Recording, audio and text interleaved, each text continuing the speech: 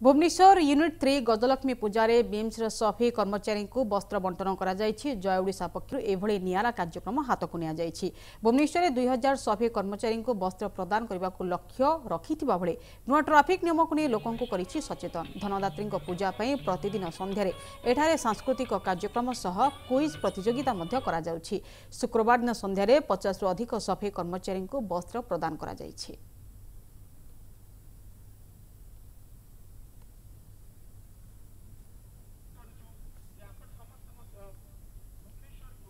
जय ओडिशा गजलक्ष्मी सांस्कृतिक संघ आम गत 4 वर्ष है सहित जड़ित अच्छु सहित जो सोशियल एंगेलटा आम जय ओडिशा सब वर्ष कर एथर आम कौन करूँ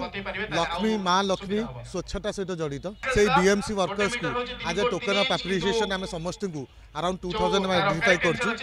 आम गोटे शाढ़ी कि टी शर्ट दूँ आमर इच्छा सहित आगू फेर कम करने ये संपर्क आरंभ है नंबर नहीं ताकि तांकर हेल्थ केमती भल रही मास्क देले पिंधु ना आम सहित रही मास्क पिंधतु ग्लोव्स पिंधतु हेल्थ निजर भल रखु